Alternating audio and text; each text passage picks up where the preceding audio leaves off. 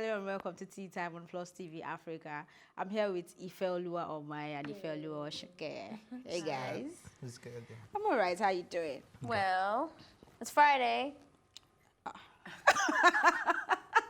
In my head. Are you okay?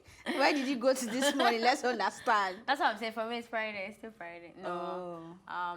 I went to go and sort out my life a little. So let's see if it can get sorted. Okay. Yeah. Okay. Moving on, President Trump has offered to vouch for ASAP Rock or ASAP Rocky. How do they pronounce ASAP Rocky, right? For his bail. On Saturday, he tweeted saying that he's spoken to the Prime Minister for Sweden and that he's put in good words and that they will definitely make sure he gets fair trial. I'm wondering why Trump is so nice to ASAP right now, but it's good, it's good. But from what I read also, I saw that this is off the back of the pressure, or should I use the word pressure? I don't know if the word pressure is right there, but from Kim and the husband, and they told him to step in and do something about it. So yeah, I think it's fair enough. I feel like it's political, but at the same time, we want our guy out. Yeah. There you go. I think the two things that I took out of it was, first of all, there's re-election soon, so maybe not soon, but it's coming. Yeah. So of course it's not just It's just like less than a year away. So I know that this is out of character for Trump to be very nice to people, one single entity that has no association to him. So I know that there's an agenda. Maybe it wasn't his initial idea, like let me help this guy so to prove. But with Kim and Kanye on there, there's some authenticity to it. And when I was reading on the story, I saw what G-Eazy tweeted, and I was glad that it came out because the last time we talked about it, I said there could be racism going on in Sweden when the Migos, was it Migos? Yeah. Migos came out and said that, they were also treated funny. And sometimes I have to be really careful as a black person not to make everything about race. Like, you do something wrong. But I still said it because I know, race is could be an undertone. Yeah. So when G-Eazy made a statement that he who had taken narcotics, he had battery as well. He assaulted someone, and then he had, I think, guns or something on him. And he pleaded guilty for everything, and he got $10,000 fine and probation and all of that. So I was like, yeah, bingo. So now it's proven that there is some kind of, unequal treatment to different races and stuff. Although the PM of Sweden has come out to say that it's going to be fair and just, I hope that they stick to their words. Yeah, off the back of what you said about G-Eazy, because I saw that tweet too, and it's just evident that white privilege it's everywhere. It's not just America. And in as much as we may want to make this all political, I think regardless, America, they always look after their own.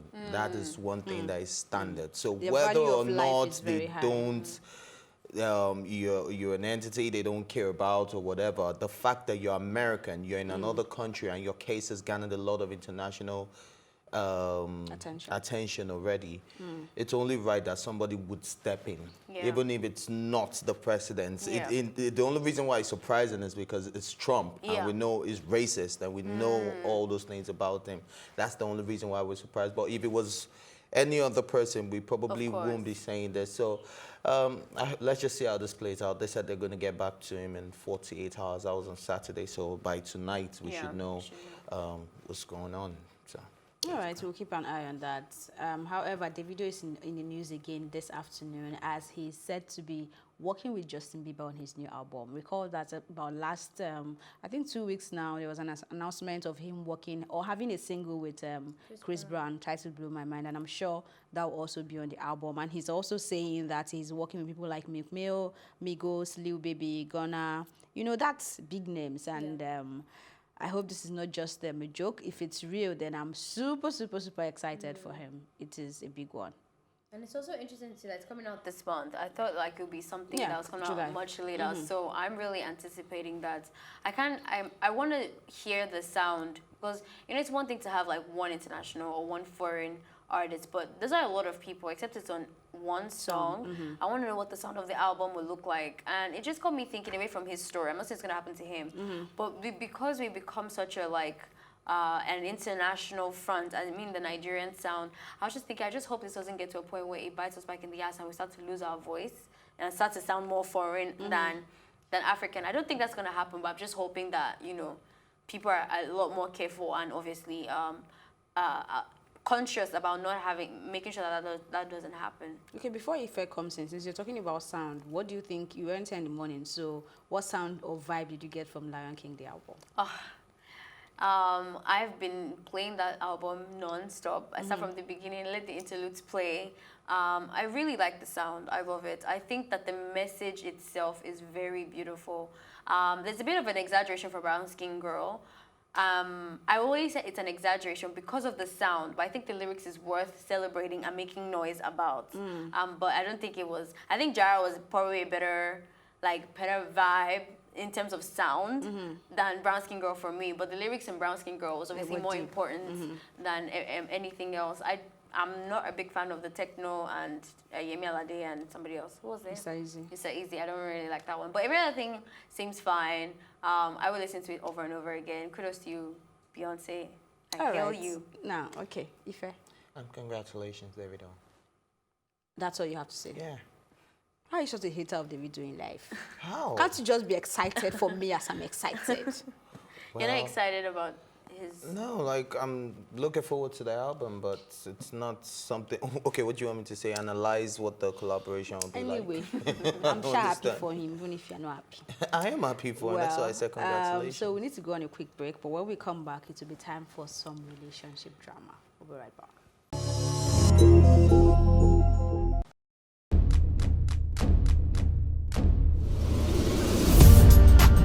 You're watching Plus TV Africa, and this is Tea Time. I loved the energy when I came in here. It was so positive. I was like, I can't live here. My real names are Akbofiofobo, Akborubomemere. I think my father is a comedian because most times when he calls me, he's like, yo, make sure you use condom. You know, them girls out there. So are you telling me I should have shot my shots? Ife, you are my younger brother. Age is nothing but a number. What? I'm a vampire. I believe in equal rights for women, and I also believe that a man is the head of the house, so we need to draw our limits somewhere. It feels so good. Now can I do my jam now? Yeah, you can.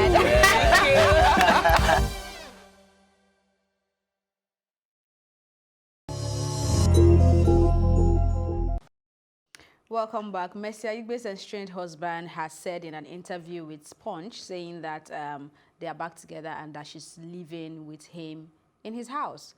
However, I also read and saw where someone who is said to be a close source spoke to Mercy Aigbe about the interview, and then she said he just needs attention, that she's still living in her own house. So it seems the Gentry family drama is about to be resurrected again. I don't know, but they gave us good drama was it last year or last 2 years? I think 2017. I hope I'm not wrong, but the drama was pretty intense. As for me, I know the Bible says that the only ground for divorce is adultery. Adultery. But as for me, the reason that went their separate ways is because she claimed he used to beat her up and all that. And I think that's enough reason for any woman to stay away from that man. Like we keep saying, leopard will never change its spots. So if she's back to him, I don't think that's very wise. They can co-parent, but I think battery is one of those things called irreconcilable differences as far as I'm concerned. That's deep. I'm coming from a man I actually pretty respect that, because I think for women, they're like, yeah, maybe he would change and maybe I'll just try again. So for you to have that kind of high standard against violence, a lot of people should follow that suit. I, for one, I'm a believer in love. When I read that title already, I was enjoyed, like, yay, somebody's coming back together. And then I read the reason why they separated, and I was like, oh, okay. We don't want violence. I think it's very important for an actor to be careful about who they go back to. It's the same thing that happened with Rihanna. She gave this interview on MTV based. That was really interesting. She seems like someone that understands the power that she carries. She mentioned that even if when that whole Chris Brown thing happened, that even when there were some points where she wanted to go back to Chris Brown, But a lot of the times, she was stopped because it would send the wrong message that violence against women or domestic violence in relationships is okay, or something that you can work on. But in the same breath, I think But I think it's something that can be worked on. that's what I was going to say. As I say, in the same breath, I'm going to say that the second chances still do exist. Or and it depends on the man, which is why the statement is very vague. A man that usually beats his woman is a character thing. But there's some people that have beaten their wife one time or maybe like in one time in like 4 years or something like that. Like maybe that one is maybe a low moment. He was under alcohol influence or something. So you have to really decipher, is this person someone who has that anger issue, or was it just a human who made a mistake? But usually people who leave their boyfriends for that are with abusive people. So in that case, I would say she should stay focused and realize that it was send the wrong message. And until then, I don't think she should be with someone who is violent. All right, so we'll see what else will be coming out from the mouth of Mr. Gentry, basically. Moving on, Olutimehin Adegbeye has accused popular socialite Pretty Mike. He's a controversial Lagos socialite and a club owner of raping her when she was 16 years old. And according to her, the rape caused her to have phantom period. I think this is the same lady who came out to accuse Andre Blaze. I think there's a Stoner in his name somewhere. And that he raped her too, or was he sexually assaulted her or something? Yeah, so let me bite my tongue there, actually, but what do you have to say? I have seen her TED Talk. It was really good. I think if people watch the TED Talk, then they'll probably understand her story a little bit more. She is someone that I respect from what I've already seen. Her handwork, her talent, her creativity, and She's all really that talented. stuff. Yeah. If she didn't have that poem or book or project about this rape thing before today, I wouldn't have believed the story. Because I'm getting to a point where now I'm a bit sick of rape in general, just because there's like too many people coming out, and some people are coming out for a joke, some people are trying to prove that there's a cloud chasing involved and all that stuff. So at this point, if you're not really serious and it's not about facts, just deal with the rape in person, as in like in real life, than coming to social media and all that stuff. So that was already been my mood for a while. But when I saw that she had talked about this thing before, a long time ago, same story, they kidnapped the whatever man when her brother came to accuse Pretty Mike. When I saw that already existed, it made more sense for me to give her more attention. I think she's pretty bold for what she's doing. The difference between her and a lot of women is that she doesn't let things go. I think I've been in situations many times where a man buys me a drink and he takes me home. All of a sudden, it's so hard for me to say no.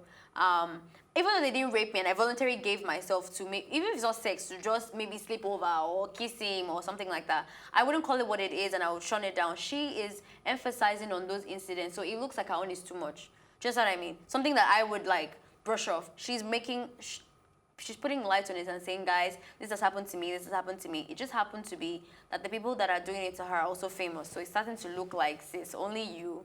But I think that a lot of women face assault, sexual assault, rape, more than once, more than twice, many times. So I don't think because she's had several incidences, she's lying. It just means that, just because of the names that are big, so it looks like she's cloud chasing. I hope that when she's coming out on social media, I want to ask her, what is your point of doing this? Do you want to file a case? Just want everybody to know that he's a rapist? Like, we need to know, because we're like I said, I'm getting tired. And pretty much everybody you're accusing are becoming Popular, so Yeah. we need to know. Okay, so on this one, rape is a very sensitive issue, so it's going to be difficult to say that, oh, yeah, there are a lot of people that are out there, but first thing first, I think you're also the same person that said that the first thing you should have for a rape victim is empathy before you start thinking of all the other possibilities. So first of all, I'm going to be empathizing with her first, and then I actually read the piece that she won the award for. It was a Joburg magazine that posted it, and they actually gave her an award for that piece. It's actually very long. It's about 12 paragraphs, I guess, and she detailed everything, and it was off the back of that she said this. And just last week, she brought up Andre Blaze's issue again by saying that you guys are watching Big Brother. Every time you hear the voice that this is the guy that assaulted me and all of that. And when I read the piece, it was well detailed. And then she now came back to say, by the way, the person in this piece. fictional, Non-fiction. the non-fictional character in my piece is actually Pretty Mike. Yeah. So I think I totally believe her. Why didn't you put the same energy with Busola? Like I'm not saying you're on the wrong stance. It's fantastic, but like. Because Busola did not write non-fictional. Right. Okay. I think I believe her as well. Wait, when you said I didn't put the same energy with Busola. You said you stand with the truth. Yeah, I stand with the truth. And it wasn't standing with Busola and it wasn't standing with Fatoyi, but you were standing with the truth. But so in this why did you case stand with the too, truth here? Yeah, I'm standing with the truth. But When you just said you believe her. I believe her. I stand with the truth. And the reason why she's the truth. How was that the truth? And another thing, character matters. Okay. Character you know her matters. character? I'm talking about Pretty Mike, to be precise. Oh, wow. Yeah, character matters. So because Pretty Mike is not a pastor, and then this man is a pastor, it means that there is more tendency for him to be a rapist. I understand why I am saying what I'm saying. Now, Pretty Mike... you have profiled. You've profiled Pretty Mike. I've not profiled Pretty Mike. Now, I'm going to give you an example. This is the same guy that has put girls in chains and walked with them to wedding. Now, that's a man that would do that to women. No. Those girls were consented now. I said that's a man that did that. Even if I own billions of dollars, I'm not going to put no human in chains. Well, because you put someone in chains doesn't make you an assaulter. That's not what I'm saying. What are you saying? Okay, sorry. Maybe you know what I want to say better than I'm asking now. What are you saying? But you're not going to let me talk, so let's just move on to the next story. I want to hear. Your. No, I'm sure people wanted to make your points though. Well, I'm not profiling Pretty Mike. I'm just saying that with his history, it's difficult to just brush this aside with the history of Pretty Mike. Pretty Mike is somebody that I'm not trying to say is capable of raping anybody or Pretty Mike is a rapist, but I would rather want to empathize with this woman first before I think of Pretty Mike. You see, I agree with everything that you're saying, Ife. Don't get me wrong, but I'm just wondering where this trail of thought came, because with Fatoyi, he raped. He's a pastor. He was a cultist before today. So it's the same story.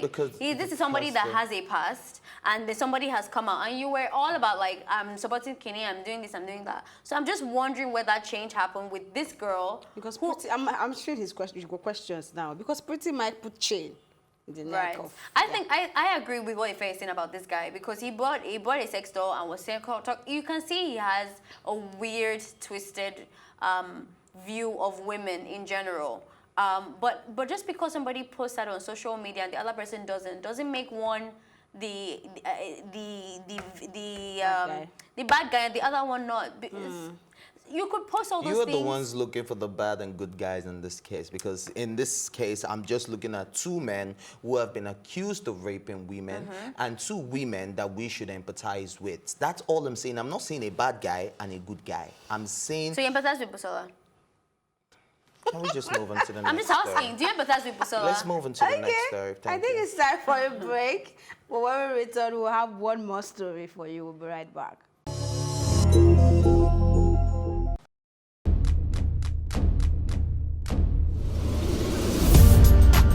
You're watching Plus TV Africa, and this is Tea Time. I loved the energy when I came in here. It was so positive. I was like, I can live here. My real names are Akbofyofobo.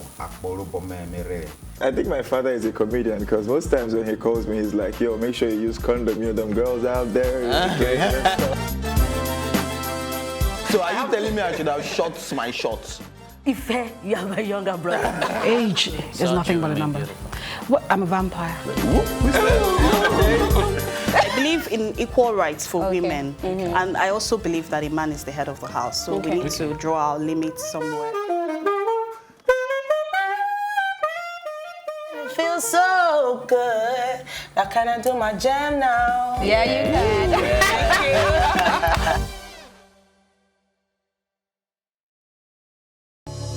Thank you. Welcome back. According to the headlines, P-Square embarrasses someone who was trying to spray him money, saying, "I will slap you."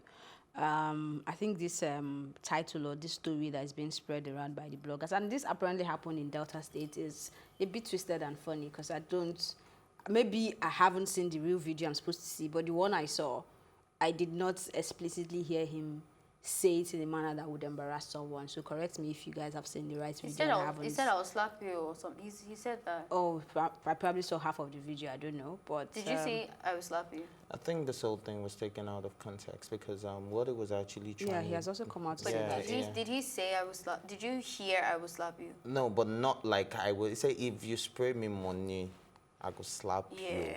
You get like. I think I heard something like he will slap the money yeah, back like I at go use the you money because he slap has you the, or yeah. something that he has times 2 of them. Like he doesn't That was need what I your got help. to, yeah. Now he wasn't talking about the slap of violence. Like don't give me money. I have more than enough money. Now if you want to help people in the crowd on behalf of Rude Boy, then by all means pull someone aside, give them this money you're spraying. And I according to what he said people were scrambling for the money while they were spraying it, and it was affecting his performance. And this happens a lot. I think it was during the Davido concerts too that there was a bit of a stampede when he threw some money in the air. No, it wasn't even the one who did that. It was Skepta who did that. It was a Wizkid concert. Yeah, now I remember. It was a Wizkid concert, and Skepta threw some money, and then there was a bit of stampede, and then people got injured. Yeah. Now, this is a small space, and then if you start throwing, and they were throwing to 200, and then I still saw this because I covered the late night event on Friday at a club in Lagos,